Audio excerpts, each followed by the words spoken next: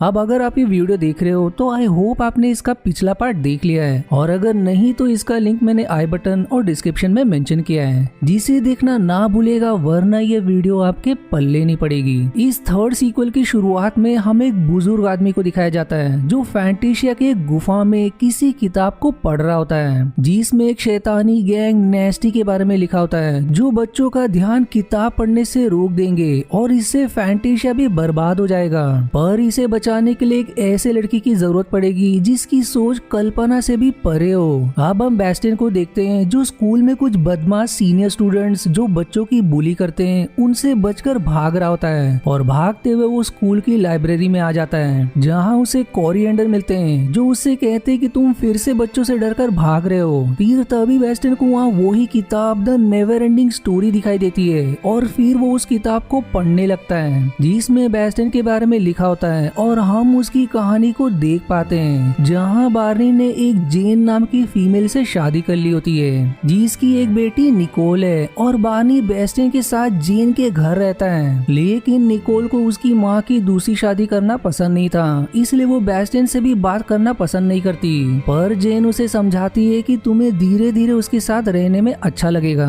अब अगले दिन बेस्टियन निकोल के साथ स्कूल आता है, जहाँ वही शैतानी बच्चों की गैंग नेम नेस्टी उसे परेशान करने लगते हैं, यानी कि ये वही गैंग है जिसके बारे में उस किताब में लिखा था। वो सभी अब बेस्टियन को स्कूल के बॉयलर रूम में बंद कर देते हैं, और तभी वहाँ स्कूल का जेनिटर आ जाता है, जो गैंग के लीडर स्लिप से बेस्टियन को बाहर निकालने को कहता है, जिस पर डर के मारे वो उसे बाहर निकाल भी देता है। और फिर बाहर आकर बेस्टियन उससे कहता है कि मैं प्रिंसिपल को तुम्हारी शिकायत करने जा रहा हूँ, जो सुनकर पूरी गैंग फिर से उसके पीछे पड़ जाती है। पर बेस्टियन उनसे बचते हुए स्कूल की लाइब्रेरी में आ जाता है, और ये सारी चीजें उसी किताब में लिखी होती है जिसे बेस्टियन पढ़ रहा था। अब बेस्टियन गैंग से बचने के लिए उस किताब के जरिए फैंटेशिया चला जाता है, और किताब वही लाइब्रेरी में रह जाती है, और फैंटेशिया में वो सीधे एंगी वोक और अर्क के घर पर आ जाता है, जिससे उनका घर ही टूट जाता है। पर वो बेस्टियन को देखकर खुश हो जाते हैं। वहीं लाइब्रेरी में स्लिप को नेवर एंडिंग किताब मिल जाती है, इसलिए फिर वो उसे पढ़ने लगता है, जिसमें अब तक जो भी बेस्टियन के साथ हुआ, जैसे गैंग से बचते हुए वो फैंटेशिया चला गया, ये सारी बातें उस किताब में लिखी होती है, जिसे पढ़कर स्लिप एकदम दंग रह जाता है कि आखिर ये कैसे संभव है कि इस किताब में सारी बातें लिखी हुई है। पर उसे ये मजेदार भी लगती है, इसलिए वो उसे अपने पास रख लेता है, और बेस्टियन को परेशान करने के लिए वो लाइब्रेरी की सारी चीजें तोड़ने फोड़ने लगता है, जिस कारण से फैंटेशिया में भी भूकंप आ जाता है। जिस पर फिर एंगी वो कहता है कि तुमने किताब किसी गलत हाथ में तो नहीं सौंप दी, यदि ऐसा है तो तुम्हें वापस अपनी दुनिया में जाकर उसे सही जगह रखना होगा। जो सुनकर बेस्टियन एकदम घबरा जाता है कि कहीं किताब स्लिप के हाथ ना लग गई हो, लेकिन वो बिना लॉकेट के वापस अपनी दुनिया में नहीं जा सकता।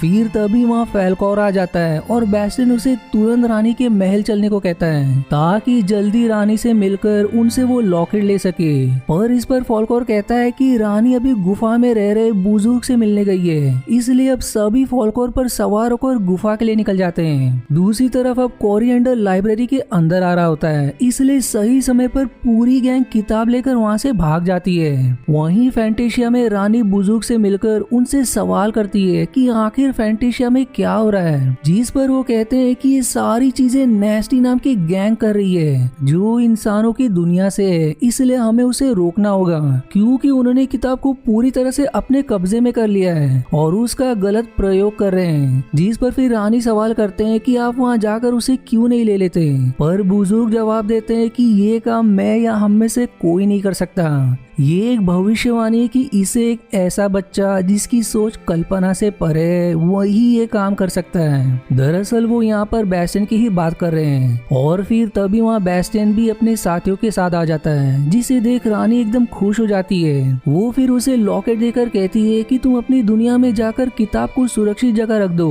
पर बेस्टियन जैसे ही अपनी दुनिया में जाने की इच्छा मांगता है, वो वहाँ नहीं जा पाता। जिस पर फिर एगी वो कहता है कि तुम्हें ज्यादा ज्यादा ताकत की जरूरत पड़ेगी क्योंकि तुम सिर्फ दिमाग से शक्तिशाली हो। इसलिए फिर उसे एंगीवोक और अर्ग, एक लकड़ी से बना क्रीचर, बर्की, फैल्कोर और जूनियर सभी बेस्टियन को सहारा देते हैं। पर जैसे ही वो इच्छा मांगकर अपनी दुनिया में जाता है, उसके साथ वो सभी जो उसे सहारा दे रहे थे वो भी इंसानी दुनिया में पहुंच जाते हैं। पर बेस्टियन अकेले ही लाइब्रेरी में पहुंचता है और फिर तभी रानी उससे कहती है कि तुम अभी लॉकेट की शक्तियों का प्रयोग नहीं कर सकते। तुम्हें सबसे पहले उन सभी को ढूंढना होगा जो तुम्हारे साथ तुम्हारी दुनिया में चले गए हैं, और उसके बाद ही तुम उस किताब को उनसे लेकर कोरिएंडर को वापस कर सकते हो, क्योंकि अगर वो फैंटेशिया नहीं आए तो उनका वजूद ही खत्म हो जाएगा। जो सुनकर बेस्टियन परेशान हो जाता है। अब इसके बाद जब वो लाइब्रेरी के बाहर आता है तो वहाँ उसे नेस्टी गैंग देखकर उसके पीछे पड़ जाती है, इसलिए वो उनसे बचते हुए घर की तरफ भागता है। वहीं दूसरी तरफ फैल्कोर आकाश में उड़ रहा होता है और बाहर की किसी जंगल में आ गया होता है जहाँ लकड़ियों के काटने का काम हो रहा था, जिसे देख वो बेचारा एकदम डर जाता है। और जूनियर एक पहाड़ के ऊपर आ जाता है जहाँ उसे पत्थर की बनी मूर्तियां दिखाई देती है, जिनके पत्थर खाने के लिए वो मूर्ति के ऊपर चढ़ जाता है। पर वहाँ से वो फिसल कर नीचे गिरने ही वाला होता है कि सही समय पर फैल्कोर उसे अपने ऊपर बिठाकर बचा लेता है। इधर बेस्टियन अपने कमरे में होता है और तभी वहाँ निकोल आती है जो उस लॉकेट को देखकर बेस्टियन से कहती है कि जरूर तुम बच्चों की कहानी पर विश्वास करते होगे, तभी तुम्हें ऐसे लॉकेट अपने पास रखा है। जिस पर फिर बेस्टियन लॉकेट को पकड़कर उससे कहता है कि काश मैं तुम्हें दिखा पाता कि ये कितनी शक्तिशाली है। और फिर इतना कहते ही लॉकेट चमकने लगती है। पर सही समय पर बेस्टियन ये इच्छा पूरी होने से पहले लॉकेट छिपा लेता है, लेकिन ये चीज निकोल तब तक देख लेती है। इधर गैंग के सभी लोग प्लान बना रहे होते हैं कि वो इस किताब को कभी बेस्टियन के हाथ लगने नहीं देंगे। जिस पर फिर उनमें से एक फीमेल कहती है कि क्यों ना हम उस लॉकेट को भी चुरा ले ताकि हम भी हमारी इच्छा पूरी कर सके। जो सुनकर स्लीप एकदम खुश हो जाता है और अब सभी कहते हैं कि हमें कैसे भी करके उस लॉकेट को चुराना होगा। इधर बेस्टियन को अपनी खिड़की से फैल्कोर और जूनियर उड़ते हुए दिखाई देते हैं, इसलिए वो तुरंत भागते हुए उनके पास जाता है। पर वहीं घात लगाए गैंग भी बैठे होते हैं, इसलिए वो भी उसके पीछे पड़ जाते हैं। पर सही समय पर बेस्टियन फैल्कोर पर सवार होकर वहाँ से उड़ जाता है और गैंग उसे देखते ही रह जाती है। दूसरी तरफ एंगीवोक और अर्ग दोनों एक कुरियर कंपनी में आ जाते हैं, जहाँ वो दोनों एक डब्बे के अंदर छिप जाते हैं और एंगीवोक डब्बे पर बेस्टियन के घर का एड्रेस लिख देता है ताकि वो उसके पास पहुंच सके।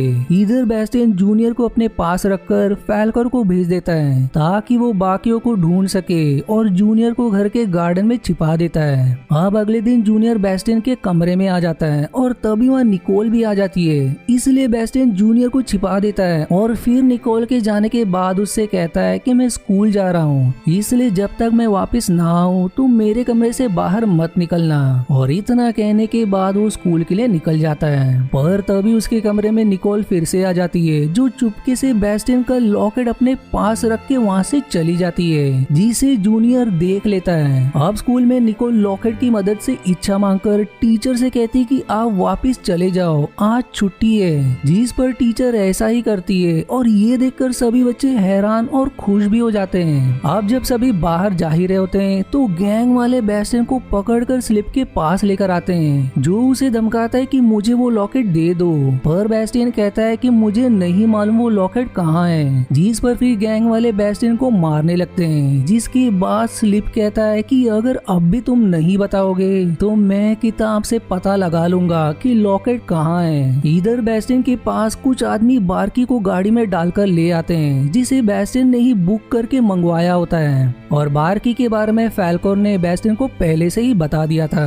तभी फिर उनके घर में वो कुरियर भी आ जाता है, जिसके अंदर एंगीवोक और अर्ग होते हैं, जिसे देख बेस्टियन खुश हो जाता है और फिर वो उस बॉक्स को लेकर सभी के पास आता है, जहाँ जूनियर बेस्टियन को खबर कर देता है कि निकोल वो लॉकेट अपने साथ ले गई है। इसलिए तुरंत बेस्टियन सबके साथ मॉल जाता है, जहाँ निकोल होती है, जो लॉकेट की मदद से सारी चीजें खरीदने लगती है। पर जब वो अपना मेकअप करवा ही रही होती है कि तभी गैंग का एक आदमी उससे लॉकेट चुरा कर वहाँ से भाग जाता है और फिर उसके पीछे निकोल और बेस्टियन लग जाते हैं। पर भागते हुए बार्की उससे वो लॉकेट छीन लेता है, लेकिन गैंग की फीमेल बार्की से वो लॉकेट फिर से छीन लेती है, जिसे देख स्लिप एकदम खुश हो जाता है और फिर सभी वहाँ से भागकर एक जगह छिप जाते जाते हैं। बेस्टियन अब निकोल पर चिल्लाता है कि आखिर तुमने वो लॉकेट क्यों चुराया? यदि लॉकेट मैंने वापस नहीं लिया तो मेरे दोस्त और फैंटेशिया सब बर्बाद हो जाएगा।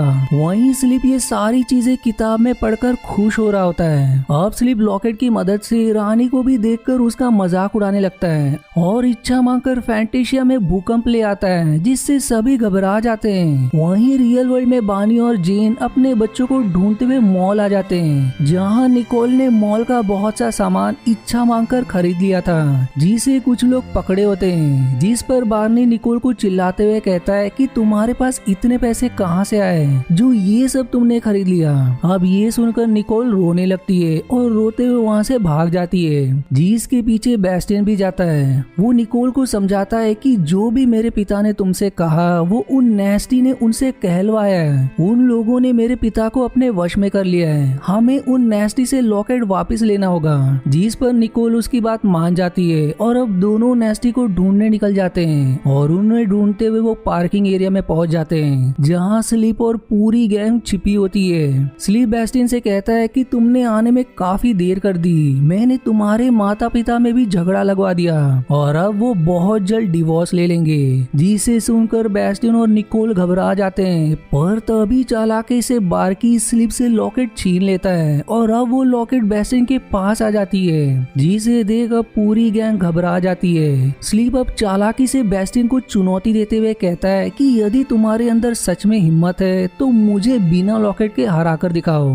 जिस पर फिर निकोल किताब पढ़कर सभी से कहती है कि किताब में लिखा है कि बेस्टियन के अंदर ब्रूस ली की शक्ति आ जाएगी और फिर वो कराटे के जरिए स्लिप को हरा देगा। इसलिए अब बेस्टियन कोशिश करके स्लिप से लड़ने लगता है और जैसा किताब में लिखा था वैसा ही होता है। बेस्टियन कराटे की मदद से स्लिप को धाराशायी कर देता है, जिसे देख स्लिप और पूरी गैंग वहाँ से भाग जाती है। अब बेस्टियन इच्छा मांगता है कि मेरे सारे दोस्त फैंटेशिया वापस चले जाएं और जो भी नेस्टी ने किया वो सब ठीक हो जाए। और उसकी इच्छा मांगने के बाद वो तुरंत उस लॉकेट को बार्की के हाथ में दे देता है। अब ये इच्छा पूरी होते ही सभी वापस फैंटेशिया चले जाते हैं, जहाँ सभी वापस आकर एकदम खुश होते हैं और फैंटेशिया फिर से पहले जैसा भी हो जाता है। इधर बेस्टियन और निकोल दोनों घर आते हैं, जहाँ बानी घर से अपना सामान ले जाने की तैयारी कर रहे होते हैं, पर वो अपने बच्चों को देख एकदम खुश हो जाते हैं। यानी कि नेस्टी ने जो बार्नी और जेन पर जादू किया था वो भी खत्म हो गया। अब अगले दिन कोरिएंडर बेस्टियन से किताब मांगता है और बेस्टियन उन्हें वो किताब सौंप देता है, जिसके बाद फिर कोरिएंडर कहता है कि कहानी अभी खत्म नहीं हुई और इसी हैप्पी एंडिंग के साथ ये मूवी यहीं समाप्त हो जाती है। अब जिस तरह से ये मूवी एंड हुई है और जिस तरह से कोरिएंडर ने कहा कि कहानी अभी खत्म नहीं हुई, तो शायद मुमकिन है कि कभी तो भविष्य में इसका पार्ट 4 बनेगा। वहीं इसकी सीरीज मुझे काफी इंटरेस्टिंग लगी। ऑल्दो ये बच्चों की मूवी है, पर ये देखने में उतनी ही इंटरेस्टिंग है, इसलिए मैं इसकी 3 मूवी सीरीज आपको जरूर रेकमेंड करूंगा। वहीं अगर आपको ये सीरीज पसंद आई और मेरी एक्सप्लेनेशन अच्छी लगी तो प्लीज कमेंट में मुझे धन्यवाद जरूर करें। और आज के वीडियो में इतना ही। आशा है आपको मेरी एक्सप्लेनेशन पसंद आई।